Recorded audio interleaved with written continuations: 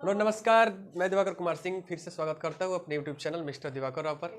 इस वीडियो में हम लोग पढ़ने वाले हैं कर्ता कारक का तीसरा नियम, जिसका नाम है उक्ते कर्मणि प्रथमा। और आगे वीडियो में हम लोग पढ़ेंगे कर्म कारक के बारे में कि कर्म कारक क्या होता है। ठीक, तो कुछ बच्चों के लिए हम कहना चाहेंगे कि लोग बोलते हैं कि कोशिश करने वालों की कभी हार नहीं होती है, लेकिन मैं बोलता हूँ कि कोशिश करने वालों को भी हार होती है। हार क्यों होती है? क्योंकि अगर हम किसी दीवार पे अगर कील ठोक रहे हैं तो कोशिश तो करते ही हैं कि वो कील जो है उस दीवार में मतलब अंदर चला जाए, धंस जाए। लेकिन हम ये चेक नहीं करते हैं कि अगर हो सकता है कि इस कील को हम वहाँ नहीं पहुँचा पा रहे हो तो इसको रुकावट डालने के लिए वहाँ छड़ हो या कुछ चीज़ें हो जो जिसके चलते रुकावट आ रहा है, तो हम उससे हट करके प्रयास नहीं करते हैं, हम उसी चीज़ में लगे रहते हैं। तो इस कोशिश करते तो हैं लेकिन वहाँ पर हमारी हार होती है, कांटी जो है अंदर नहीं जाता। तो मतलब ये नहीं कि हम कोशिश कर रहे हैं, मतलब ये है कि हम कोशिश कहाँ कर रहे हैं। तो कोशिश वही करनी चाहिए, काम वही करना चाहिए जहाँ पे कुछ आपको मिल पाए, आपको एफर्ट लगाएं, वहाँ पे कुछ रिजल्ट मिल पाए। पढ़ाई तो हम सभी लोग करते हैं, आप लोग घर पे पढ़ाई करते होंगे, कई सारे कोचिंग्स में पढ़ाई करते होंगे, यूट्यूब चैनल से पढ़ाई करते होंगे, लेकिन पढ़ाई हम वहाँ करें जहाँ से हमको लाभ हो, हमको ऐसा लगे कि हम कुछ कर सकते हैं। ठीक है, तो इस मोटिवेशनल थॉट के साथ हम लोग चलना चाहेंगे अपने टॉपिक पर। टॉपिक का नाम है उक्ते नियम नंबर थर्ड, नियम नंबर थर्ड, उक्ते कर्मणि प्रथमा। उक्ते कर्मणि प्रथमा। उक्ते कर्मणि प्रथमा, बहुत बच्चों को ये लग रहा होगा कि पढ़ रहे हैं हम लोग कर्म कर्ता कारक, इसमें कर्म आ गया, तो कर्म में प्रथमा विभक्ति कैसे होता है? सर आपने तो बताया था कि पहले वीडियो में आपने खुद बताया था कि कर्म कारक में द्वितीय विभक्ति होती है, अब अभी आप कह रहे हैं कि कर्म में प्रथमा विभक्ति होती है। तो यही है, जो दिखता है होता नहीं है, जो होता है वो दिखता नहीं। ठीक है, तो क्यों हम कर्म लिखे और कर्मणि में प्रथमा लिखे हैं, इसके बारे में जानना है तो वीडियो में बने रहे। बात यह है कि हम लोग वाच्य नाम का कुछ चीज़ सुने होंगे और इंग्लिश में इसको वॉइस बोलते हैं। आपने पढ़ा होगा इंग्लिश के क्लासेस में कि वाच्य क्या होता है। तो वाच्य दो टाइप के होते हैं, एक होते हैं एक्टिव और एक होता है पैसिव। ठीक, तो एक्टिव वॉइस को बोलते हैं कर्तरी वाच्य और पैसिव वॉइस को हम लोग बोलते हैं कर्मणि, क्या बोलते हैं, कर्तरीवाच्य और कर्मवाच्य, सॉरी कर्मवाच्य बोलते हैं। एक्टिव वॉइस को कर्तरीवाच्य और पैसिव वॉइस को कर्मवाच्य बोलते हैं। तो अंतर क्या है कि कर्तरीवाच्य में कर्ता की प्रधानता होती है और कर्मवाच्य में कर्म की प्रधानता होती है।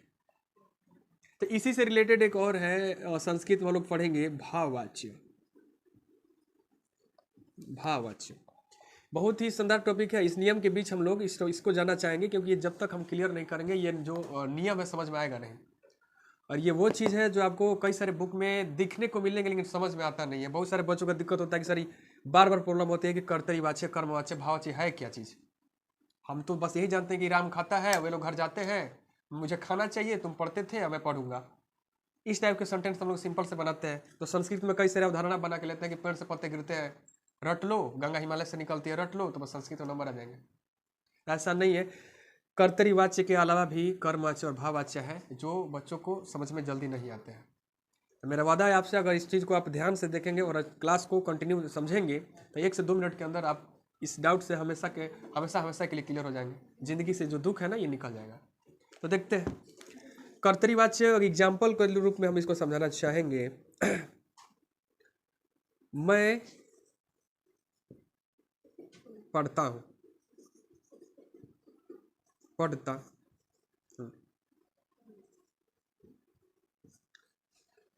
इसमें जो मैं है ये एक्सेप्ट कर रहा है, ये बोल रहा है कि मैं पढ़ता हूँ। पढ़ने का काम कौन कर रहा है? मैं। इसमें कर्ता की प्रधानता है, मैं पढ़ता हूँ। इसका बात कर रहे हैं हम, तो मुझसे पढ़ा जाता है, मुझसे पढ़ा जाता है। कर्मवाच्य है, लेकिन कर्मवाच्य में यहाँ कर्म नहीं दिख रहा, केवल क्रिया है, तो यहाँ पर हम कर्म छूट गया, कर्म लिख देते हैं। मुझसे किताब पढ़ा जाता है, मुझसे किताब पढ़ा जाता है। और इसका एग्जाम्पल हम लोग ले तो मुझसे हंसा जाता है, मुझसे हंसा जाता है। ठीक, तब मैं पढ़ता हूँ, इसमें जो है कर्ता स्वयं बोल रहा है कि मैं पढ़ता हूँ। प्रधानता है किसका? कर्ता का। अब मुझसे किताब पढ़ा जाता है, इसमें जो है कर्म की प्रधानता है, ये एक्सेप्ट नहीं कर रहा करता कि मैं किताब पढ़ रहा हूँ। मुझसे किताब पढ़ा जाता है, मैंने मैं किताब पढ़ नहीं रहा, मुझसे पढ़ा जाता है। जैसे हम गेम खेलते हैं, छोटे बच्चे जैसे गेम खेलते रहते हैं, हम लोग भी कुछ गलतियाँ कर देते हैं। अगर हम लोग दो लोग लड़ाई कर रहे हैं और गलती से किसी को ज़्यादा चोट लग जाता है, हम बोलते हैं हम जान से नहीं किए हैं, लग गया मेरे से। तो काम मैं करता नहीं, वहाँ पे सब्जेक्ट जो करता नहीं है, गलती से हो गया। जैसे अभी विनोद जो है आलोक से झगड़ा किया, विनोद और आलोक से झगड़ा किया, बस आलोक को छत से गिरा दिया नीचे, गलती से लग गया, वो टच किया, बस नीचे गिरा। तो विनोद क्या कहेगा कि मैं जान से नहीं किया, मेरे से लगा और वो गिर गया। तो उसमें क्या है कि जब आप अपनी इच्छा से काम ना करें, आपसे हो जाता हो, तो उसको बोलते हैं कर्म। अच्छा जी, तो मुझसे किताब पढ़ा जाता है, किताब जो है ना मुझसे पढ़ा जा रहा, मैं पढ़ नहीं रहा। ठीक, तो यहाँ पे कर्म की प्रधानता है, इस सेंटेंस को बोलेंगे कर्मवाच्य। यहाँ पे मुझसे हंसा जाता है, यहाँ पे कोई कर्म नहीं होता, किसी की प्रधानता नहीं होती है, इसमें क्रिया स्वतंत्र होती है। भाव, भाव मतलब एक्सप्रेशन, फीलिंग। तो मुझसे हंसा जाता है, हंसी कैसे स्पष्ट की जाती है? अगर कोई बोलेगा मैं हंस रहा हूँ, अगर मैं अभी बोलूँ कि मैं हंस रहा हूँ, तो आपको पता चला मैं हंसा नहीं। चेहरे के एक्सप्रेशन बताते हैं कि मैं हंस रहा हूँ, मैं रो रहा हूँ, मैं दौड़ रहा हूँ, मैं चल रहा हूँ, ये सब फीलिंग है। तो जो फीलिंग होती है उसको हम लोग बोलते हैं भाववाच्य। इसमें किसी की प्रधानता नहीं होती है, ये स्वतंत्र होते हैं। ठीक, तो जो स्वतंत्र होंगे, जिसमें किसी की प्रधानता नहीं होगी, वो हो गया भाववाच्य, और जिसमें कर्म की प्रधानता होगी वो हो गया कर्मवाच्य, और जिसमें कर्ता की प्रधानता होगी वो होगा कर्तरीवाच्य। अब इसको हिंदी में हम लोग समझते हैं, समझ लिए हैं, अब इसको पढ़ेंगे कि संस्कृत में कैसे बना है। तब मैं पढ़ता हूँ तो मैं का संस्कृत सबको पता है होता है अहम, मैं का संस्कृत होता है अहम। पढ़ता हूँ, मैं हुआ उत्तम पुरुष, लकार हुआ ये लट लकार, और उत्तम पुरुष लट लकार वचन हुआ एक वचन, तो क्या होगा आमी। तो पठ आमी जोड़ेंगे तो क्या होगा पठामी, अह पठामी। क्रिया किसके अनुसार? कर्ता के अनुसार। इसमें हम लोग देखेंगे कि मुझसे पढ़ा जाता है, तो मुझसे या मेरे द्वारा पढ़ा जाता है, तो से और द्वारा किसका चिन्ह है? से और द्वारा चिन्ह है करण कारक का। तो यहाँ पे हमको तृतीय विभक्ति लगानी होगी, क्योंकि करण कारक में कौन विभक्ति होती है? तृतीय विभक्ति। तो यहाँ हम लोग लिखेंगे मया, क्योंकि अस्मद शब्द का रूप तृतीय विभक्ति एक वचन में क्या होता है? मया। किताब का मीनिंग हम लोग लिखेंगे पुस्तकम, किताब का मीनिंग लिखेंगे पुस्तकम। अब पढ़ा जाता है, तो अब दिक्कत है कि सर यहाँ पर जो है पढ़ा जाता है, इसका हम लोग मीनिंग लिखने वाले हैं, तो किसके अनुसार लिखेंगे? मुझसे के अनुसार लिखेंगे, क्योंकि मुझसे तो है उत्तम पुरुष, तो यहाँ पे हम लोग को इसके अनुसार चलाना चाहिए। जी नहीं, इसमें जो है इसका जो मीनिंग है हम कर्म के अनुसार लगाएंगे, क्योंकि किसका एग्जाम्पल है? कर्मवाच्य का। और कर्मवाच्य में जो कर्म होता है हमेशा एक वचन में ही होता है और नपुंसक लिंग में होता है।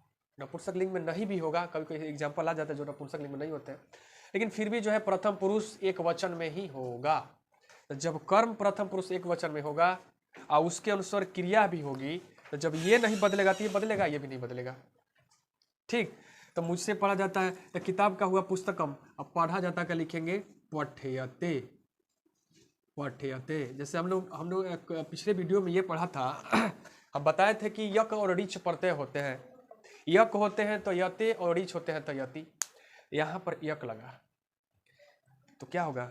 पठ्यते। तो ऐसे सेंटेंस रहे, मुझसे पढ़ा जाता है, तुम्हारे द्वारा हंसा जाता है, मेरे द्वारा गेंद खेला जाता है, तुम लोगों के द्वारा किताब पढ़ा जाता है।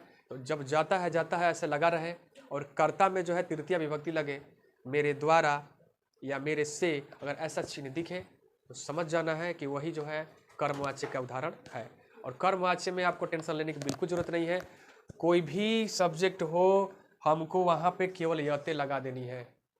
मुझसे पढ़ा जाता है फिर भी पठ्यते, तुमसे पढ़ा जाता है फिर भी पठ्यते, हम लोगों द्वारा पढ़ा जाता है फिर भी पठ्यते। कोई भी पढ़े, कोई भी पुरुष, कोई भी वचन हो, यहाँ पर पठ्यते का पठ्यते ही होगा यदि पढ़ा जाता है लिखा गया है तो, क्योंकि ये बदल रहा है कर्म के अनुसार, न कि कर्ता के अनुसार। किसके अनुसार बदल रहा है? कर्म के अनुसार बदल रहा है।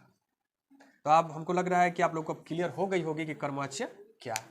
भाववाच्य की बात करें, इसमें क्रिया स्वतंत्र होती है, किसी में जो है क्रिया किसी को स्वतंत्र होती है, ये किसी का सब्जेक्ट जो भी होगा इसमें किसी पे प्रभाव पड़ने वाला नहीं है। मुझसे हंसा जाता है फिर भी हंसते लिखेंगे, तुमसे हंसा जाएगा तब फिर भी हंसते लिखेंगे, मेरे द्वारा, तुम्हारे द्वारा, उसके द्वारा, जिसके द्वारा, पता नहीं किसके द्वारा, फिर भी हम लोग लिखेंगे हंसते हंसते। पढ़ा जाता है तो पठ्यते पठ्यते, क्योंकि इसमें कर्म नहीं होता है, केवल और केवल क्रिया होती है और उसके बाद कर्ता होता है। तो क्रिया स्वतंत्र होती है, तो जब स्वतंत्र होगी तो उसमें कोई किसी का फर्क नहीं पड़ने वाला। तो लिखेंगे मुझसे का माया, यहाँ पे भी हमने क्या लिखा था, माया। हंसा जाता है तो हंसते, अगर यही रहता बोला जाता है तो वदयते, दौड़ा जाता है तो धाव्यते, लिखा जाता है तो लिख्यते। कोई भी हो, कुछ भी कार्य करे, उस क्रिया के मीनिंग में यते यते जोड़ देंगे, बस ये सेंटेंस जो है बन जाएगा। अब बात यह है कि हमने उक्ते कर्मणि प्रथमा के बारे में बताने से पहले हम इस सब की बता रहे। तो उक्ते कर्मणि प्रथमा का मतलब यही होता है कि इसका परिभाषा ही होता है कि कर्मवाच्य में कर्म में प्रथमा विभक्ति होती है। उक्ते कर्मणि प्रथमा नियम कहता है कि कर्मवाच्य में कर्म में प्रथमा विभक्ति होती है। तो जब कर्मवाच्य हम समझाने आए तो हम सोचे कि कर्तरीवाच्य और भाववाच्य भी क्लियर कर दिया जाए। तो आज से अब आप लोग का डाउट खत्म हो गया होगा कि कर्तरीवाच्य, कर्मवाच्य और भाववाच्य क्या होता है। अब ये समझते हैं कि यहाँ पे जो पुस्तकम लिखा गया है, तो पुस्तकम जो है ये प्रथमा विभक्ति है कि द्वितीय विभक्ति। तो ये नियम क्लियर कर दिया कि जब कर्मवाच्य होगा तो उसके कर्म में हमेशा हमेशा कौन विभक्ति लगेगा, प्रथमा विभक्ति। आप देख करके नहीं पहचान सकते हैं, क्योंकि पुस्तकम का रूप चलता है फलम पर, और फलम फले फलानी ये होता है प्रथमा विभक्ति। और द्वितीय विभक्ति भी जस्ट सेम होती है, यही होती है दूसरा और यही होता है प्रथमा, तो दोनों एक ही है। तो लिखने से तो आप स्पष्ट नहीं कर सकते हैं कि कौन विभक्ति लगा है, लेकिन आज से आप जान जाएंगे कि जब भी कर्मवाच्य का सेंटेंस होगा तो कर्म होगा, तो वहां पर द्वितीय विभक्ति ना होकर के कौन विभक्ति होगी, प्रथमा विभक्ति। किस नियम के अनुसार, तो उक्ते कर्मणि प्रथमा नियम के अनुसार। दूसरा एग्जाम्पल इसके अनुसार, इसके अलावा दूसरा एग्जाम्पल हम लोग देख लेते हैं। जैसे एग्जाम्पल के रूप में लिया जाए कि राम के द्वारा विद्यालय जाया जाता है। राम के द्वारा विद्यालय जाया जाता है। तो राम के द्वारा तो रामेण, यहाँ पे कर्ता के बारे में कुछ नहीं कहा, ये केवल कर्म के बारे में बता रहा है। कर्ता में तो जब तृतीय का कारक चिन्ह आया तो तृतीय विभक्ति लगाएंगे ही। रामेण, विद्यालय का क्या लिखेंगे, विद्यालयम। क्यों, क्योंकि विद्यालय का संस्कृत जो होता है विद्यालम होता है, और विद्यालम का रूप चलेगा फल पे, फलम में प्रथमा फलम होता है, तो ये भी क्या होगा, विद्यालयम। जाया जाता है तो गम्यते